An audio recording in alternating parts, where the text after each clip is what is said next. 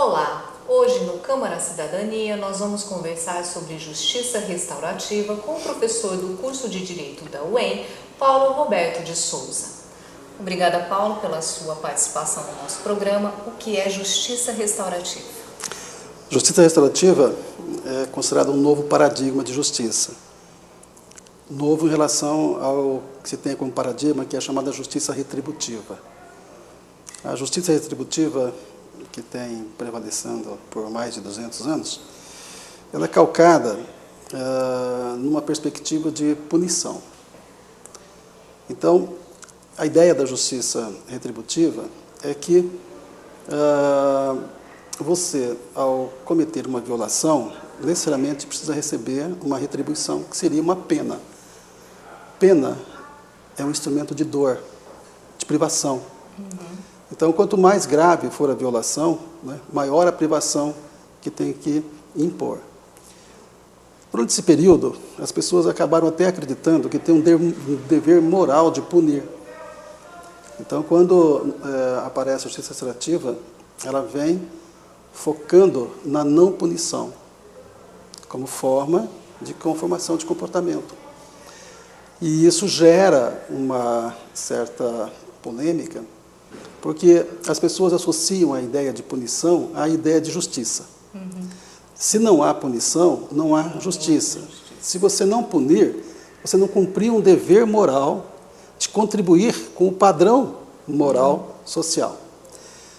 Mas o que nós estamos vendo em relação à justiça restaurativa? É uma forma de justiça que provoca um questionamento profundo sobre as relações entre as pessoas, especialmente uma reflexão sobre as relações de poder, relações de dominação.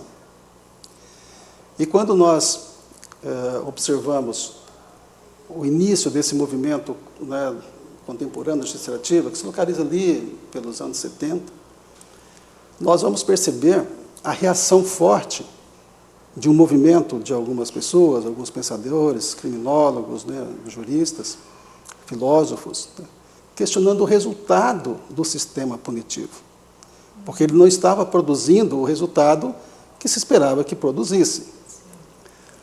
E aí, então, começaram algumas práticas, né, que, em vez de usar a punição como forma de reação, né, ao crime, usava outras formas. Uma dessas formas é a reparação. Então, o primeiro caso foi assim, um menino que praticavam lá furtos, né? E o juiz, cansado de impor punições e não ter resultado, propôs então que se reunisse, né, aqueles meninos com a família e com a vítima e fizesse um plano de reparação daqueles danos, abrindo a possibilidade para que houvesse a reflexão, né, por parte de quem tinha cometido o furto, do significado daquilo. Para ele, para a família dele, para a outra parte. E aí, então, isso aconteceu no Canadá, né, como referência, e começou a ver que havia possibilidade de resultados melhores. No mesmo momento, lá na Nova Zelândia, com os povos originários, né, que tinham recebido os europeus, né, a forma de controle dos filhos, dos nativos, que também era um sistema punitivo, não produzia bons resultados. E ao não produzir bons resultados, o próprio povo maori chegou e falou: nós temos um jeito melhor de fazer isso. Que aí, então, eram usados, né, o que se conhece hoje como conferência de grupo familiar. Você faz a reunião com a família, né, com o infrator, né, com a vítima e a sua família, com a comunidade, né, e busca, fundamentalmente, né, a autorresponsabilização. Então, a justiça restaurativa é uma justiça que questiona as relações de poder, então a dominação, que questiona de uma maneira muito intensa a utilização da violência como resposta à violência, tá? E propõe, em vez de perseguição, condenação e dor, propõe o encontro, propõe o diálogo, não é? Por mais difícil que seja a situação.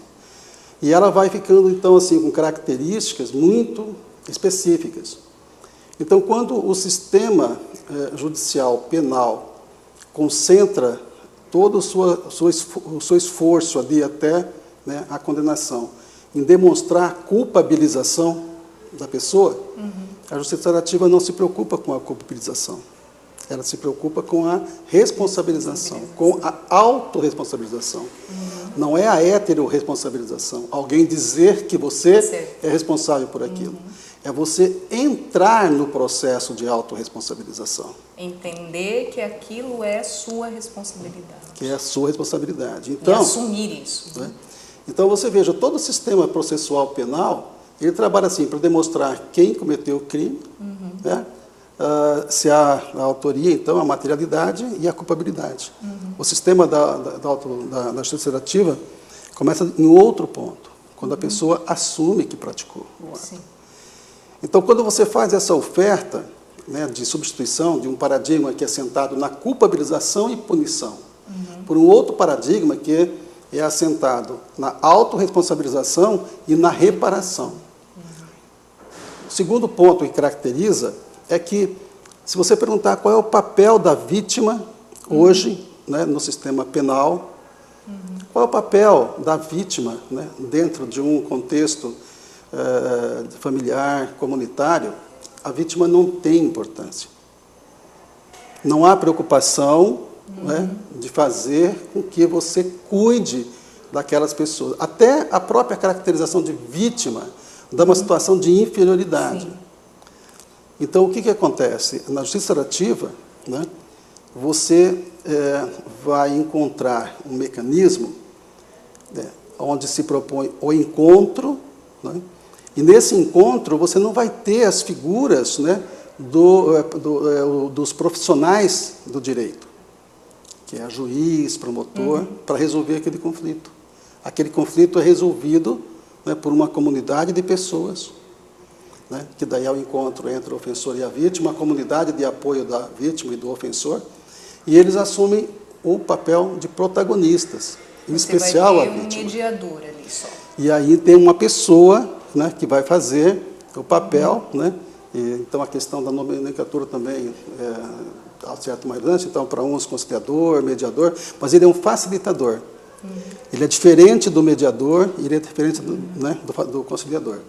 Mas só que, avançando um pouquinho, né, estas são metodologias que podem ser utilizadas, e nessas práticas restaurativas tem várias metodologias.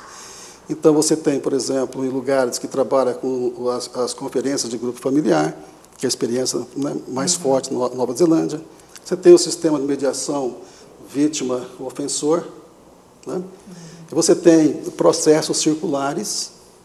E nos processos circulares, atualmente, aqui no Brasil, e a partir de 2010, tem se adotado um que é chamado Círculo de Construção de Paz, né, que tem como referência uma autora norte-americana, Kay Pranes, e esse círculo de construção de paz é feito num círculo mesmo. Né? Nesse círculo só entram pessoas, não entram coisas, portanto, não há objetos que separam essas pessoas. Nesse círculo, então, ele tem a responsabilidade de um facilitador, uma facilitadora. Essa pessoa é uma pessoa capacitada, né? E o que se facilita ali é essa comunicação. Então, esse círculo é um espaço seguro, ele precisa ser construído como um espaço seguro, para as pessoas expressarem sentimentos e necessidades. Todos que estão no círculo, todos que são convidados para ir no círculo. Então, isso muda radicalmente essa figura de justiça que você tem. E não é a punição que se busca ali como forma de mostrar para a pessoa que cometeu a violação o quanto era importante aquilo que ela não respeitou. Isso é feito a partir do quê? De um processo de autoconhecimento desse ofensor, de autoconhecimento da vítima, onde ele se conscientiza daquilo que ele fez. Como é que quem vai ser, né, o facilitador, ele participa disso? Você disse que tem que ter uma formação. Necessariamente tem que ser alguém da área do direito, ou isso depende de como é construído por cada cidade ou cada estado? Qualquer pessoa pode ser um facilitador. Até nós dizemos que o pessoal da área do direito é o que tem mais dificuldade em fazer esse trabalho. Sabe? Porque está muito centrado na justiça punitiva, né? O problema é um problema de concepção. Né? Esse facilitador, essa facilitadora, né, precisa ser uma pessoa que tenha uma visão que esteja de acordo com essa proposta legislativa, que ela seja imparcial, que seja neutra. Né? Essa pessoa é uma pessoa que precisa ter um certo conhecimento daquele desenvolvimento e das metodologias, porque as metodologias são diferenciadas. Mas pode ser qualquer pessoa. Né? Nós aqui em Maringá, desde 2009 que nós estamos trabalhando, aqui na UEM, desde 2010, consta na grade do curso de Direito, no terceiro ano tem o estágio, então faz prática de solução alternativa de conflito, nós usamos então a justiça restaurativa. Desde 2011 nós temos um projeto de extensão que visa então levar a sensibilização para a justiça restaurativa e a capacitação. Nessa capacitação e sensibilização até agora nós já tivemos 4.500 pessoas envolvidas nesse processo. Desde 2012 então tem o PROPAS, que é um programa de justiça restaurativa. E ali nós oferecemos a capacitação para qualquer pessoa que queira, né, fazê-lo. Só que isso muda de programa para programa. Por exemplo, em alguns lugares usa o sistema de mediação vítima-ofensor, como foi a experiência inaugural em Brasília. Né? Então, em 2005, nós tivemos um forte impulso da ONU com as suas agências para que isso seja difundido em todo o planeta. Em 2002, ela baixou uma resolução, 12 de 2002, estabelecendo os princípios da justiça restaurativa e passou, então, a indicar para todos os países vinculados à ONU. Essa indicação é feita, inclusive, com incentivo, com financiamento. Não é? É um desejo expresso que se direcione para isso.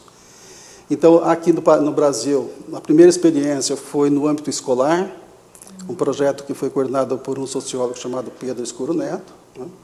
Lá o projeto em Campo Limpo, e depois parou. Esse projeto não foi, ele tinha a previsão de alcançar 30 mil alunos, mas era muito novo, né, para essa condição. Sim.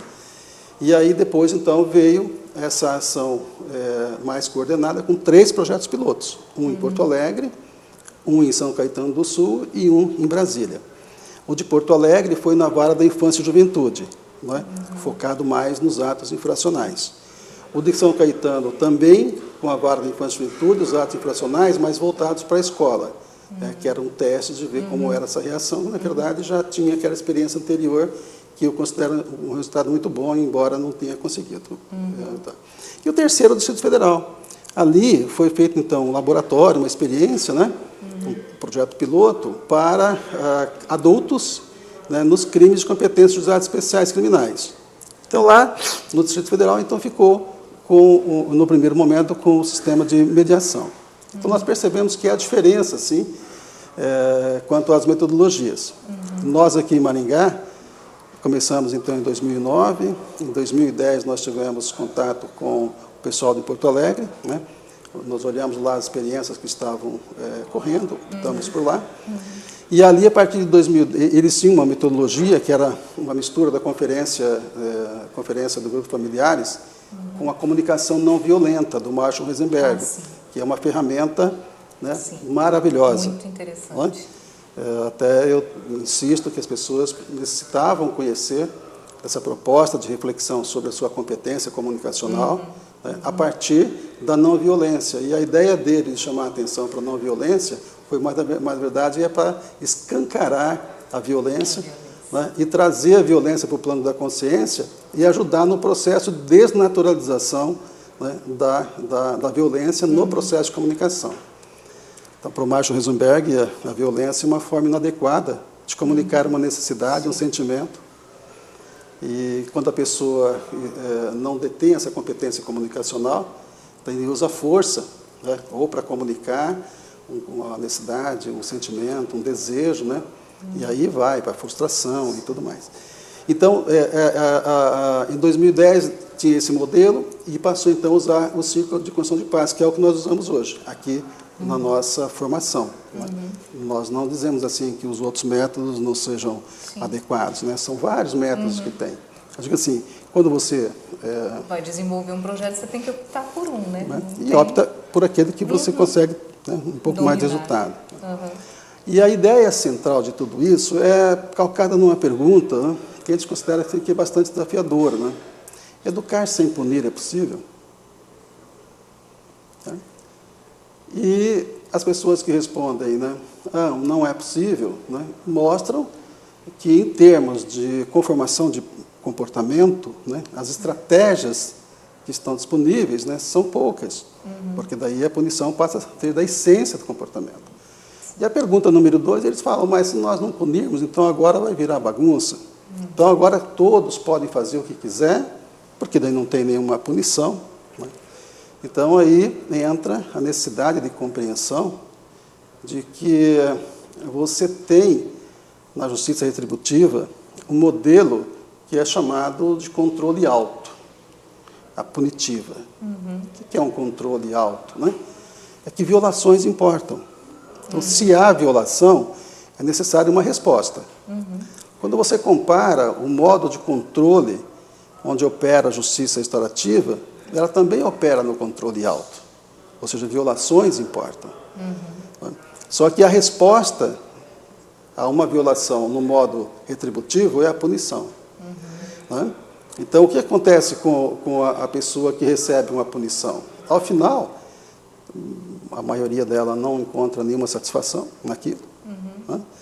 E ela, se ela cumpre aquilo, ela recebe aquela execução, ela diz, eu paguei.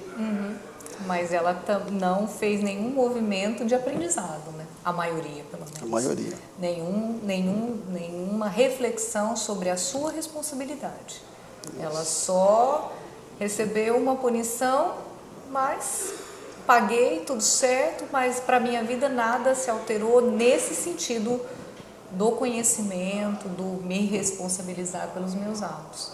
Do perceber que as estratégias que ela utiliza, né, poderia ter alternativas. Né? Que poderia ter um comportamento diferente dentro da sociedade. Então, o que nós vamos perceber é que o controle ali é alto, mas não há apoio.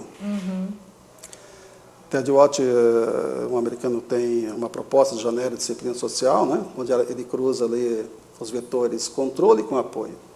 Quando há uma violação e não há controle, então o controle é baixo, e o apoio é baixo, a condição que se tem é de negligência. Né? Então, nós conhecemos várias famílias negligentes, várias pessoas negligentes. Varia a condição de negligência. Pode ser negligência em relação ao filho, pode não ser negligente em relação ao outro filho. O fato é que, se nós tivermos alguma coisa para fazer nessa situação, nós temos que trabalhar no vetor controle, né? Então, violações importam, né? E no vetor apoio. Apoio é encorajamento, é sustentação. Quando você tem um controle baixo, mas um apoio alto, né, surge uma janela chamada de permissividade. Então, são pessoas permissivas, famílias permissivas, sociedades permissivas, escolas permissivas. Isso varia. Não é?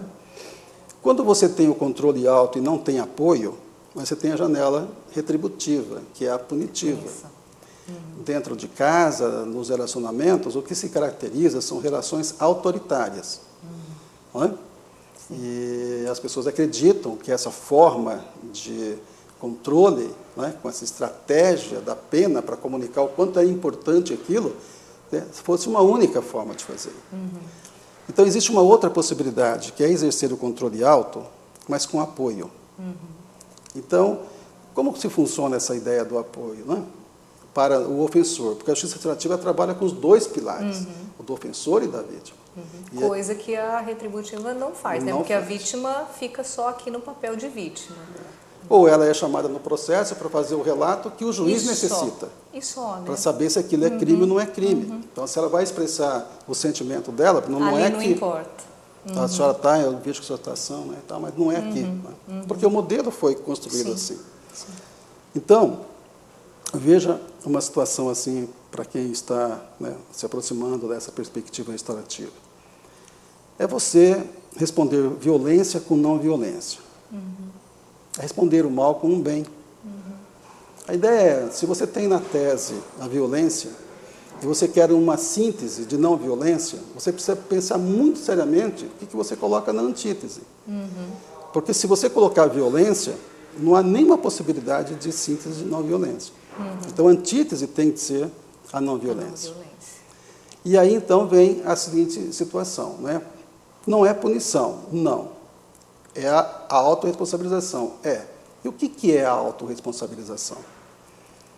Quando nós perguntamos para as pessoas, né, nas suas experiências de conformação de comportamento, né, na sua casa, seu pai, quais eram as ferramentas que os pais utilizavam e utilizam? A punição. Sim. Porque não tinha outra. Sim. E porque acreditavam naquilo que aquela é que resolveria. Né? Alguns com algumas estratégias mais duras, outros com, né, com estratégias psicológicas, não é? Físicas. Então, quando a gente fala assim, olha, quais são as experiências com autorresponsabilização, as pessoas não respondem positivamente. Porque se você perguntar assim, né, dentro de um construto social, não é, as pessoas estão mais pré-ordenadas a assumirem responsabilidades ou a fugir das responsabilidades? Fugir, né? Se a resposta é fugir, né, fica mais difícil ainda. Sim. Porque daí você não tem experiências de autorresponsabilização e, principalmente, valorizar né, esse processo. Sim. Então, como é que funciona isso? Então, primeiro, assim, na justiça restaurativa, né, atua o princípio da voluntariedade. Ou seja, ninguém é obrigado a fazer nada contra a sua vontade. Portanto, não atua mecanismo coercitivo, inclusive disfarçado. Sim, porque às vezes acontece isso, né? Você tem o disfarce desse mecanismo. Esse né? mecanismo, né? Então, não acontece nada contra a vontade da pessoa. Então, a vítima, ela entra no processo restaurativo se ela quiser. Mas mesmo que ela não queira entrar para conversar, né, para ter encontro com o ofensor, há uma série de necessidades da vítima que precisa ser atendida. Sim. Sim. Não é? Então, você precisa abrir um espaço para que as vítimas venham manifestar os seus sentimentos, não é? Venham manifestar as suas necessidades. Né? Há uma referência assim, muito forte de que quando a pessoa sofre um ato de violência, né, ela experimenta um sentimento de impotência. Né? Então, essa perspectiva empírica de que essa experiência de impotência, né, que pode até chegar a estabelecer situações paralisantes na vida da pessoa. Né? Não é incomum que quem sofre a violência não queira sair de casa, não é? Desenvolve síndrome do pânico, várias... É um processo né? patológico que acompanha Sim. Né, Sim. aquela experiência. Então, nós dizemos que daí o que se busca é o empoderamento da pessoa. E esse empoderamento significa a recuperação, né, do seu sentimento de poder. Né? E isso é feito, então, através de vários processos. Né? Se você necessita de processos terapêuticos, né, alguém tem que dar esse cuidado para essa pessoa. Já do lado do ofensor, o esforço vai ser no sentido de que ele entre no processo de autorresponsabilização. E esse processo de autorresponsabilização, ele também, para o ofensor, é feito da forma voluntária. É oferecido a ele, né? Se ele quer aquele processo, aquela via, ou ele prefere ficar na outra. Então, o primeiro passo, né, começa o processo de autorresponsabilização quando ele admite que praticou o ato. E aí ele abre essa possibilidade de ir para esse processo diferente. Que seria... Então, você veja quanto é difícil a pessoa assumir. Então, é necessário que haja toda uma construção de apoio, né, para que a pessoa possa entrar no processo. Eu consigo identificar 12 características desse processo de autorresponsabilização, começando pela admissão da prática do ato. Claro que tem que ter todo um cuidado, porque a pessoa que pratica uma violação continua com todos os seus direitos e garantias fundamentais. Né? Mas há uma perspectiva assim, muito importante, porque se você tem uma pessoa que cometeu um homicídio, por exemplo, né? Se você incentiva que essa pessoa negue a autoria, isso é uma tragédia para aquela pessoa. Porque ela não está se responsabilizando. Né? É desumano, inclusive, porque ela não entra, ela se desconecta da sua condição humana. Né? Então, por mais que você diga, não, mas tem o direito à presunção da inocência, né? Que tem que ser mantido. Né? Mas o contato com essa realidade, e principalmente com as consequências daquilo, para ele, né, para a pessoa, e também, né, para a vítima, no caso que perde a vida, né, a família, né, a comunidade, a sociedade. Então, você veja que é um modelo que cuida de um outro aspecto da vida humana, que olha o ser humano como um ser holístico, né, na sua dimensão física, na sua dimensão mental, na sua dimensão emocional e na sua dimensão espiritual. Então, as práticas restaurativas olham para o ser humano nessa dimensão. Então, aquele que erra, não é, cometeu um erro, não é, ele teve vários fatores que determinaram aquilo. E é importante que sejam conhecidos esses fatores. É importante que você tenha a oportunidade de atuar nesses fatores que determinam aquele comportamento. Por que razão? Porque se você não atuar naqueles fatores, eles vão continuar atuando como fatores. Então, às vezes, as pessoas falam, não, mas por que dá resultado? Como dá resultado? Como fazer isso? Né? Eu digo, é todo um esforço, então, para ajudar as pessoas a entrar nesse processo de autorresponsabilização, que não é fácil, e a permanecer nele até, né, que conclua esse processo. Né? O concluir o processo se dá quando a pessoa faz, né, pratica os atos que vão reparar aqueles danos da parte.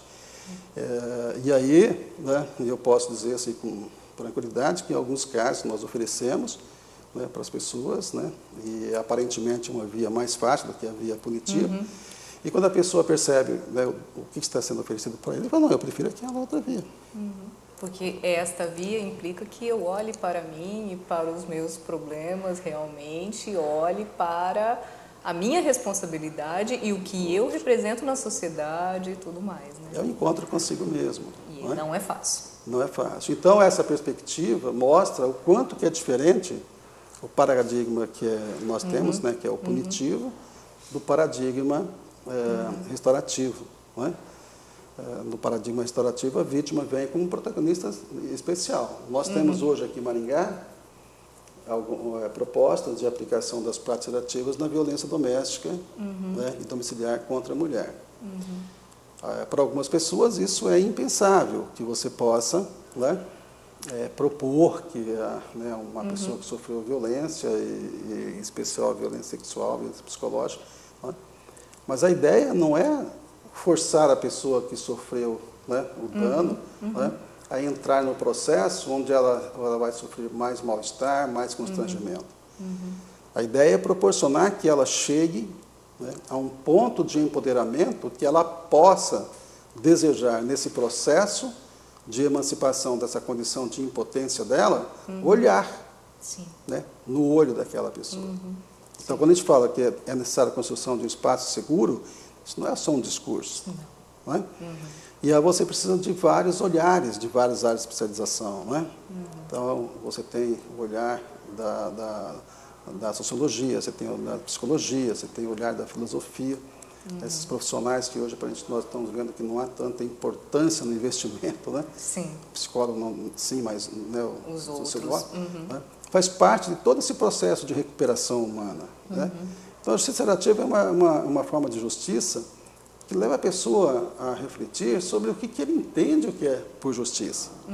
E, no segundo lugar, nós sempre enfatizamos que a justiça é uma necessidade básica do ser humano. Experimentar a injustiça mobiliza uma energia sobre-humana no ser humano.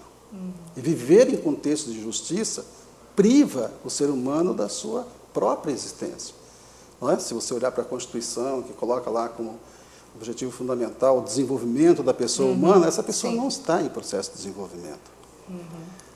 E essa questão de justiça não é só que alguém venha dizer para você ou fazer justiça. É você experimentar a justiça. É ter uma experiência de justiça.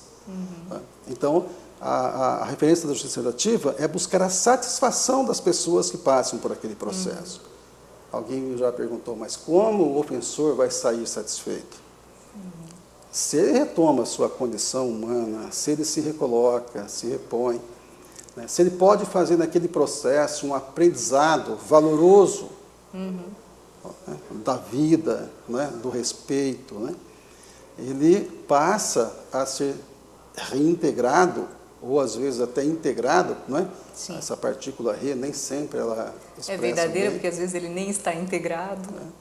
de maneira com que, né, aquele processo de perseguição, de exclusão, que é próprio, né, do outro sistema, né, ele fica afastado e você cumpre outras funções, aproveitando a situação de conflito. O ideal seria que não tivesse situação de conflito. Sim. Né? Mas isso é um ideal utópico. Né? Sim. O conflito faz parte do desenvolvimento humano. O que não é aceitável é usar a violência para resolver um conflito. Então, buscar a não violência para resolver um conflito. E, por fim, o que eu posso dizer? A justiça restaurativa é uma justiça fundada em valores. Sim. Né? Nós temos 4 valores que são presentes no círculo, que todo o círculo que nós fazemos, eles devem estar presentes. Que é o respeito, a honestidade, a responsabilidade e, principalmente, a confidencialidade. Sim. Se você abre espaços seguros para que as pessoas expressem sentimentos, necessidades, que sejam honestas, não tem sentido depois você se apropriar de todas aquelas declarações, quaisquer mais expressões, fala, não quero mais, né, a via restaurativa, agora eu vou usar tudo isso lá no processo. no outro contra você. Então, Sim. desde a origem das práticas extrativas, nós temos uma cláusula de confidencialidade, tudo que é conhecido com base, né, nessa estrutura restaurativa, não é partilhada fora dali. Mesmo que a pessoa esteja com um processo, né, judicializado, um processo criminal, e ele aceita, então, suspender o processo tradicional e vir para o restaurativo, aquilo que acontece aqui não pode ser levado lá em prejuízo dele. Né? Sim. E é um problema, porque às vezes alguma pessoa fala, não, mas, poxa vida, ele só aceitou vir aqui porque ele cometeu, porque, não é? Sim. Porque ele tem que admitir que praticou. Não é? Sim. Então a gente fala que daí você faz o teste de honestidade das pessoas que fizeram o desvio. Sim. Né? Teste de ética também. Né? Porque daí continua com o dever de provar contra ele, né? Ele tem todas as garantias. Sim. E isso tem que ser construído junto com o advogado, com o promotor, né? As pessoas precisam entender isso, aceitar isso. Né? E nós precisamos chegar no momento em que as pessoas tenham confiança nesse sistema. Então é um processo de construção. E longo. Longo. Nós vamos fazer um breve intervalo, daqui a pouco voltaremos conversando com o professor Paulo sobre justiça restaurativa.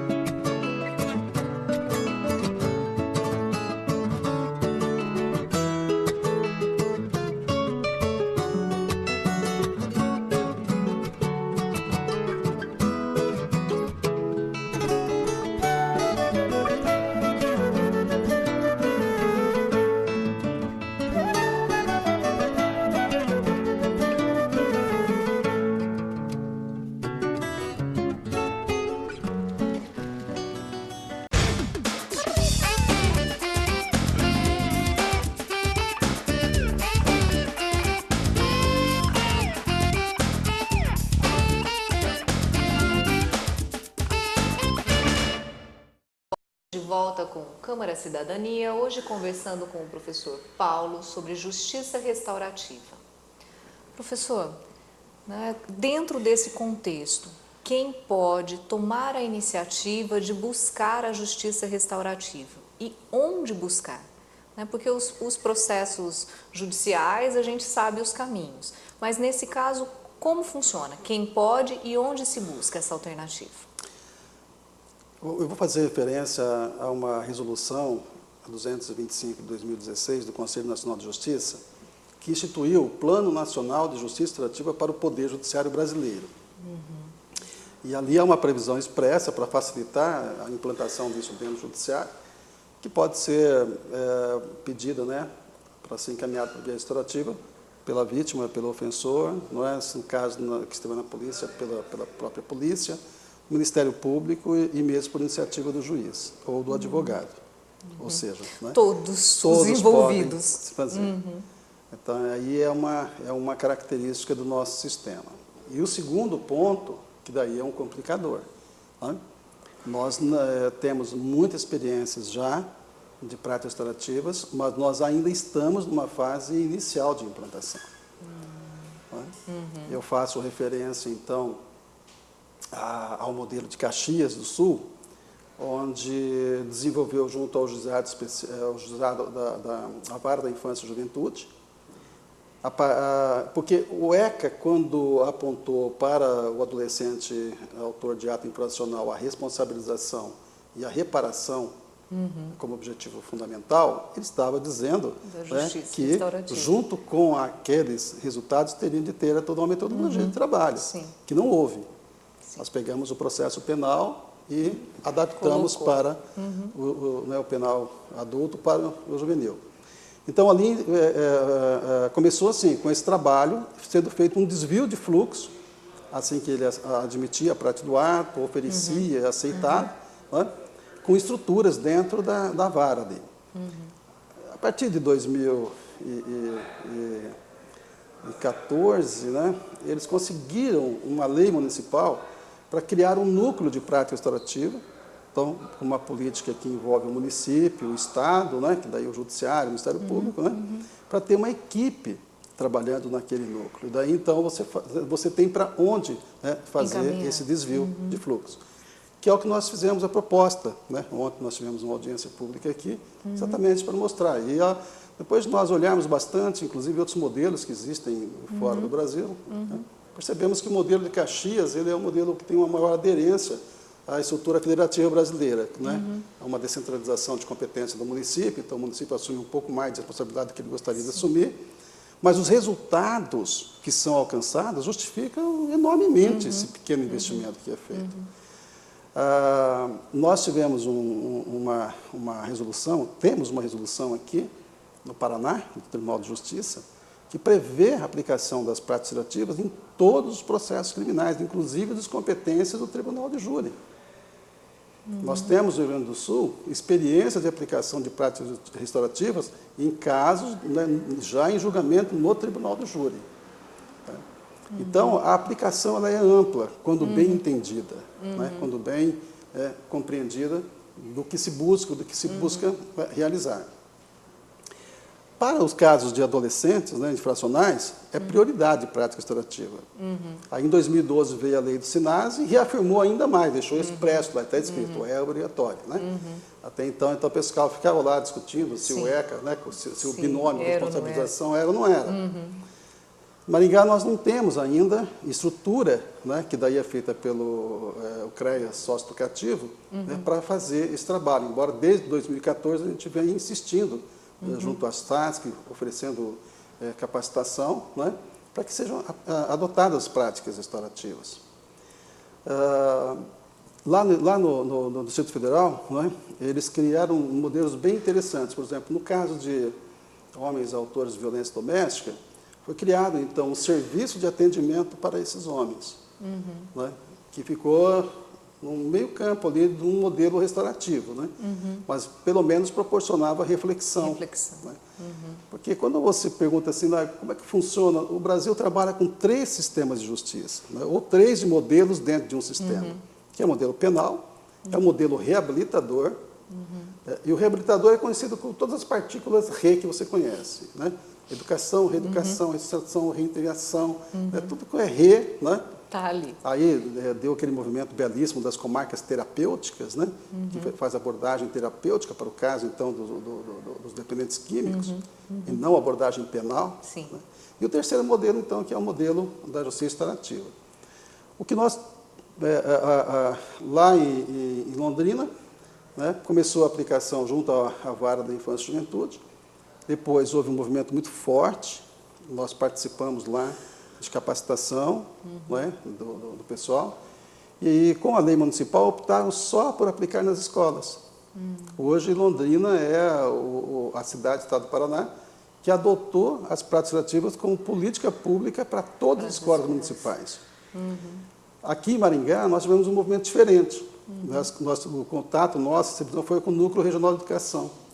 O núcleo hoje está adotando as práticas restaurativas para as 96 escolas da sua jurisdição. E nós temos aqui um começo de um trabalho de prática restaurativa no sistema penitenciário.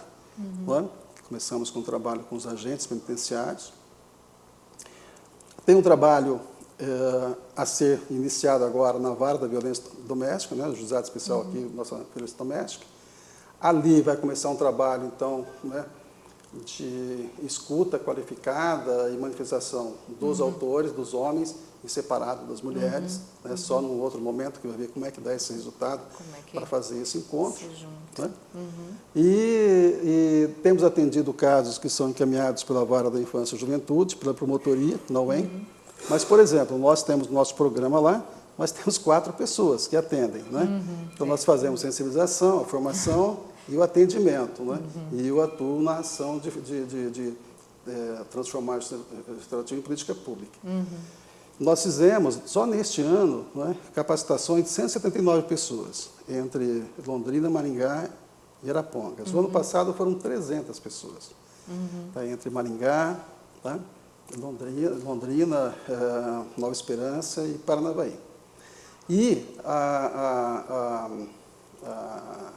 primeira vara criminal aqui em Maringá, né, já adota as práticas restaurativas, já tem casos em que foi aplicado num caso de tentativa de homicídio, não sei se você ficou sabendo, teve circulação, né? Não. Quem quiser, veja lá no YouTube, tem ali, né, a Justiça Restaurativa em Maringá, vai aparecer o caso lá, né, que foi feita a cobertura em março e ficou gravado. E o Dr. Cláudio, que é o líder ali, ele aplica a restaurativa, inclusive, nas audiências de custódia. Né, mas é um único juiz, fora daquela, né, ainda não é adotado. Não é uma prática da instituição. Então, hoje o que nós temos é uma meta do Conselho Nacional de Justiça para todos os tribunais ter no CEJUSC, que é o Centro Judiciário de Solução de Conflitos e Cidadania, né, práticas restaurativas. A partir de setembro, o nosso CEJUSC vai começar com as primeiras práticas restaurativas. Quando estiver formalizado o CEJUSC, né, então será ali que você vai buscar. Que vai acontecer. Né? Se nós formalizarmos o núcleo de prática restaurativa aqui em Maringá, a gente vai ter centrais de prática restaurativa. Então, vamos ter a central judicial, né, e as centrais comunitárias.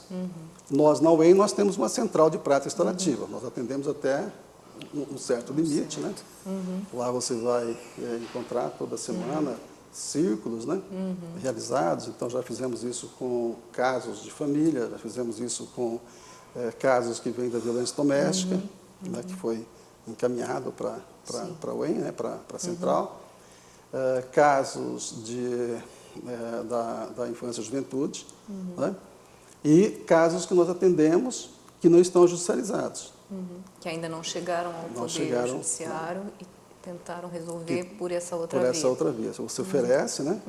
E casos que são casos internos da UEM. Então, nós oferecemos serviço também para a universidade. Os resultados. Porque a gente... pensando, né, que nós temos aí as práticas punitivas e essas práticas restaurativas. Se eu opto pelas práticas restaurativas, eu cesso esse processo punitivo ou existem ainda momentos em que isso caminha junto e você acaba tendo, vamos colocar, uma discussão em si você não tem uma dupla punição, entre aspas, né? O que seria isso? Quando alguém tenta, né, aceitar as práticas extrativas, ele precisa fazer uma pergunta se ela é alternativa à estratégia penal ou se ela é complementar. Né? Então, de vez em quando, eu ouço algumas entrevistas, pessoas querendo gerar uma situação de conforto para quem está ouvindo pela primeira vez. Ele fala assim, não vai mexer na parte penal, vai complementar. Ou seja, além dele receber a punição, ele vai entrar no processo de autorresponsabilização e vai fazer a reparação do dano. Né? Eu acho esse discurso um discurso que talvez aí expresse a crença da pessoa nessa perspectiva complementar, né? Que expresse também assim, uma necessidade de atender a necessidade de conforto, né? Para que as pessoas possam se abrir para essa alteração de mentalidade. Mas eu falo de mim, do que eu compreendo por prática restaurativa. Assim, nós temos 3 modelos de justiça. Né? Durante um certo tempo, vai ser difícil que você perceba pessoas, né, aceitando uma ideia de substituição, né, total, que é o meu caso. Eu aceito. E por que eu aceito? O que determinou essa compreensão de que eu posso, né, obter essa substituição? É o processo de autorresponsabilização, com toda a sua complexidade. É porque às vezes as pessoas não compreendem, né, o que envolve se autorresponsabilizar. Porque muitas vezes as pessoas colocam isso apenas no discurso, elas não colocam isso como um movimento interno. Talvez aí esteja a dificuldade em compreender que optar pela justiça restaurativa é optar por todo esse processo sem ser a questão punitiva. Porque na questão, né, nós temos que separar, assim, por exemplo, por que uma pessoa está presa? Né? Porque ela está em situação de privação de liberdade. Quando é necessária a contenção da pessoa, e a contenção, né, adequada for a privação de liberdade, eu não tenho como propor para você, né, deixar essa pessoa, né, sem um mecanismo de contenção. Isso é uma coisa. Coisa diferente, ela está presa, respondendo uma pena, né, desconectada com a ideia da necessidade de contenção, pela situação de privação. Então, se é necessária a contenção, não é? O que nós vamos fazer? Né? Brincar de não enxergar a situação de risco que está colocada? Agora, de outro lado, não é? O que acontece com a ação sobre a pessoa que está naquele regime de privação? Se nós aceitamos que a ideia da prisão é muito boa, porque ela é muito boa, porque a prisão é para gerar medo.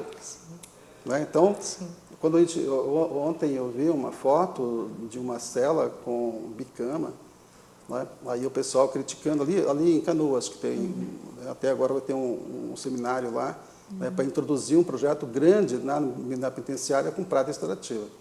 E a pessoa, não, quer dizer, o bandido vai ficar numa boa e tal e tal. Então a ideia da pessoa é que não só prive a liberdade, mas que prive toda a condição humana, né, que fica comprometida com aquela situação. Então, o que eu digo assim? Para mim, né, o que mudou foi quando eu encontrei, né, o sentido e o conteúdo, né, não só da autorresponsabilização, mas como o seu processo também, porque não é fácil. Eu digo assim, quanto é importante você valorizar uma pessoa, né, que, para ela entrar no processo de autorresponsabilização, que é admitir que praticou o ato. E depois permanecer. Né? Permanecer é mais difícil do que entrar. Né? Porque eu posso encontrar a pessoa e falar, não, né, eu cometi um estupro, sim, mas a culpa é dela, olha a roupa que ela estava usando. Mulher séria não fica andando naquele horário, ou seja, você admite a prática do ato. Mas você joga a responsabilidade para o outro. Você usa o que nós chamamos de técnicas de neutralização da responsabilidade. São 4 técnicas conhecidas, né? E que a gente vê as pessoas, até crianças, usando essas técnicas. Você fala, nossa, pô, essas técnicas são sofisticadas. Não é tão sofisticada que crianças usam. Né? Então, respondendo a sua pergunta, né? Muitos fazem, né, um discurso de justiça restaurativa assim, não, vai complementar. Então, não aceitando que a parte penal, né, seja afetada. Outros, e eu já vi casos assim, que adotam, né, sentença penal com enfoque restaurativo. Ou seja, tentando acomodar os dois sistemas. Coisas. E é uma dificuldade muito grande, por exemplo, né, se um promotor ou uma promotora entende que não é o caso de aplicar a pena, né, ele vai procurar no sistema penal e não vai encontrar tantas facilidades. Ou seja, né, há uma dificuldade porque o sistema não foi pensado. Né? Exemplo, o perdão judicial. Né? Existe, mas as hipóteses de perdão são muito específicas. Né? Você lembra aquela, né, por exemplo, o pai que né, num acidente acaba causando a morte do filho, né? Alguém pergunta por que punir esse pai se a punição maior. Já foi, né? Mas veja, nós escolhemos lá algumas situações, dizendo, nesse caso não pode. Né? Então, o perdão judicial. E a outra ideia fundamental que dificulta um pouco essa compreensão, né? Que a pessoa, achando que vai se livrar por essa via, que ela é mais tranquila, né, chega ao ponto de pedir desculpa, de pedir perdão, né? Mas aquilo não é verdadeiro, aquilo não é intenso, aquilo não é um produto da sua autorresponsabilização. Né? Ou seja, o processo ainda não está concluído. Né? E quem foca, por exemplo, no acordo, pode achar nesse comportamento do ofensor, né, uma boa motivação para dizer que aquele processo foi fantástico, porque daí gerou o acordo. Nós não nos preocupamos com o acordo.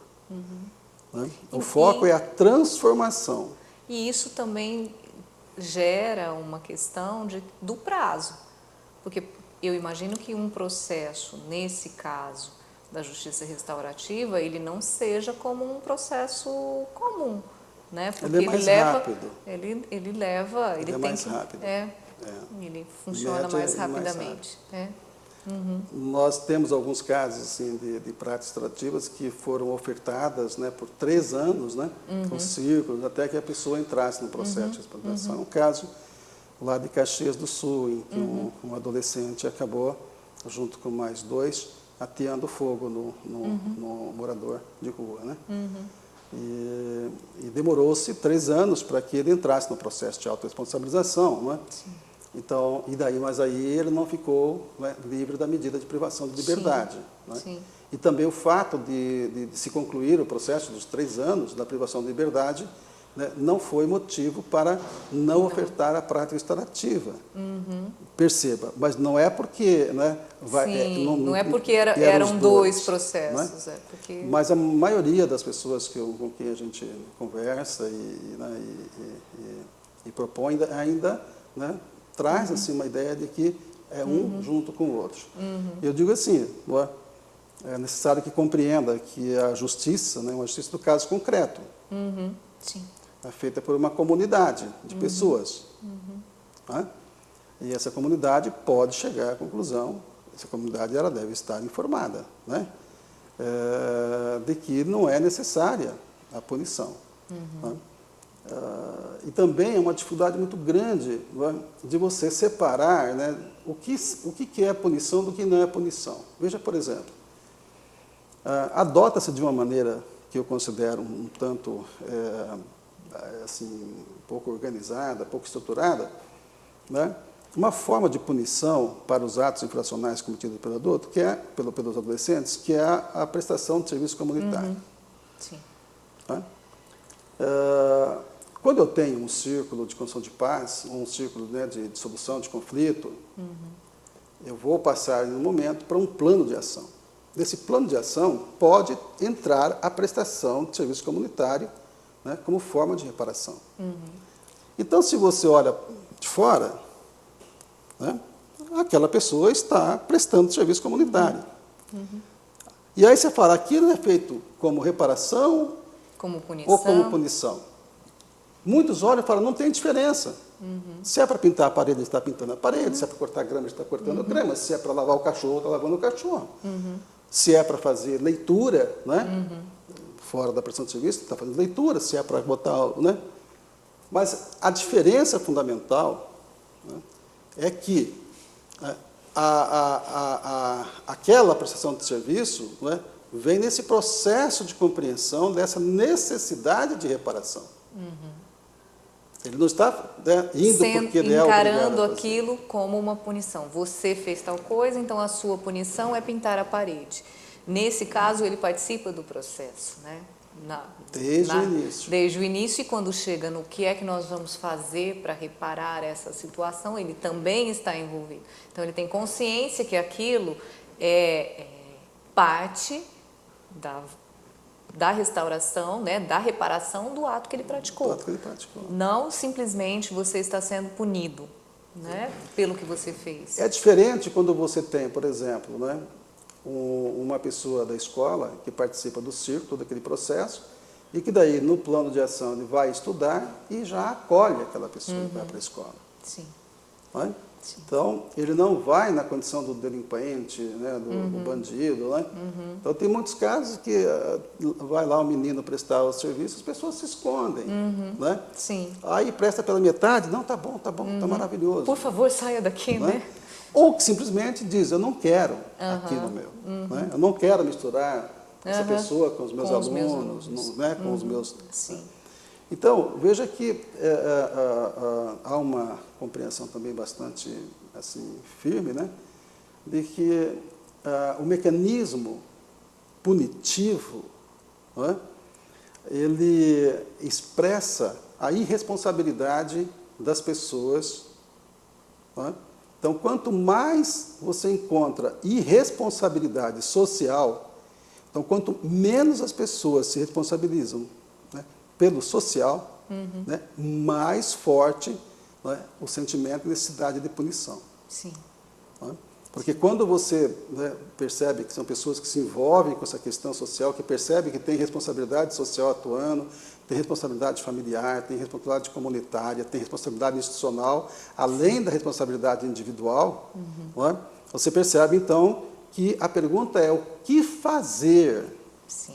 Né? E não o fazer punitivo como resposta. O que nós vamos fazer? O que faz sentido nesse caso? Sim. Nós temos uma situação que eu menciono, não é única, né? Mas de um caso que ganhou manchete lá no New York Times, né? E eu estou referindo assim para dizer que nosso problema também não é diferente desse. Sim. Em 2013, né? Em que um rapaz matou a namorada, né, com uma espingarda, ela estava ajoelhada e deu um tiro na boca da menina. E com as penas que, né, são diferentes aqui do Brasil. Né? Sim. E a mãe da menina propôs a abordagem restaurativa. Ela propôs. Né? Então aquilo gerou uma discussão assim, né, o perdão, né, qual é o papel do perdão no processo penal? Tem papel, não tem, faz, não faz? É a mesma discussão que nós temos aqui no Brasil. Sim. Um pouco diferente, porque o modelo comunitário ainda é mais vivo nos Estados Unidos que o nosso. Sim. E ao final, então, né, a própria família dele, né, se você pegar, eu te passo o link ali, você lê para ver que é mexeu lá. Né, e ao final fizeram lá uma composição e conseguiram uma solução pela via restaurativa. E uma das exigências da mãe da menina, né, fosse que ele a visitasse, né, mensalmente. Né. Então, quando eu menciono, sem contar toda a história, eu falo, mas isso é mórbido. Como é que a mãe... Que é a visita de quem que matou sua matou filha. a filha, né? Mas quando você retoma lá, pelo argumento que essa mulher usou para a mãe do menino, né? Ela falou assim, olha, eu já perdi minha filha.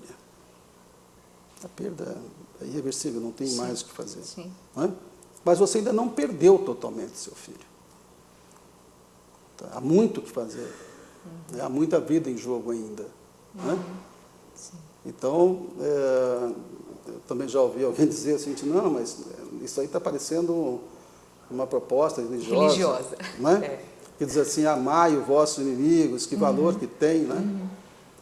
Mas é que entra em choque aqui uma questão muito forte, que teria uma grande importância hoje, né, no Brasil, com o que nós estamos vivendo, essa onda de ódio, de intolerância que vai tomando conta, né? É que se nós não conseguirmos separar a pessoa do erro, não é? Nós vamos dizer que nós não estamos aceitando o erro. É aquilo que ele fez. Nós não vamos apoiar e valorizar aquilo. Sim. Aí vem o controle. Né? Mas tem a pessoa. Né?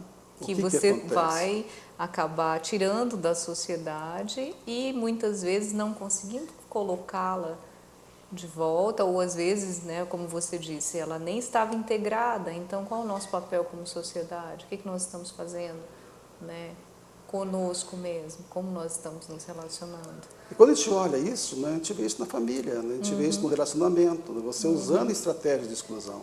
Sim. Você vê isso na escola. A escola, comportamentos desviantes leva a processo de exclusão. É necessário o Ministério Público intervir para dizer que a escola não pode expulsar a criança. Né? Mas aí cria um clima tão difícil de permanência que não precisa expulsar, ela sai. Quer nem falar para a família, qual escola que você quer levar para o seu filho? Sim. Né? Então, você veja que não é comum entre nós processos de conservação de relacionamento. Sim. Então, por quê? Porque a matriz punitiva, ela é muito forte. e a punição ela é exclusão. Né? A exclusão final é a morte. E alguns acham que pode, né, atravessar tudo e ser Vamos direto lá e excluir. Sim. Como tem acontecido com a questão. Então você veja que, quanto abandono, não é? Que né, as crianças estão hoje nesse processo punitivo. O processo punitivo não leva em consideração o sentimento das pessoas, os aspectos emocionais. Aliás, é até proibido manifestar sentimento. Sim. Sim. Né? Nós, homens, não manifestar sentimento, não, já começa a dizer, né? Sim. Eu digo, eu faço o que com os meus sentimentos? Porque eu os tenho. Sim. Né? Se eu não posso expressar, se eu tenho que negar, se eu tenho que me encoraçar. Em algum momento isso vai explodir. Né? Então eu pergunto, será que nós não temos outros meios, né, para lidar com isso? Né?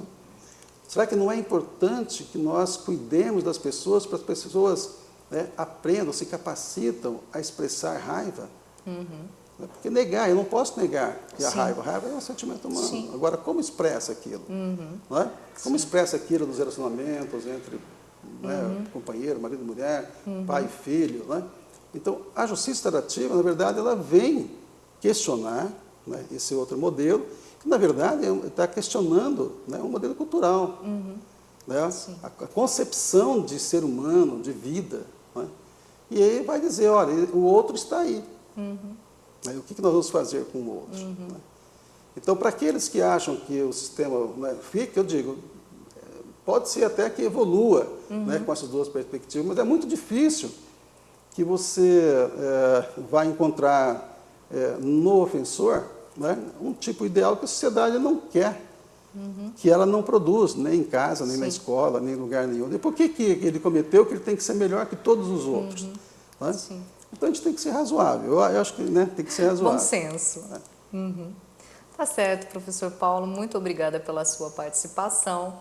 Essa e outras entrevistas você confere no nosso canal no YouTube no endereço TV Câmara Maringá.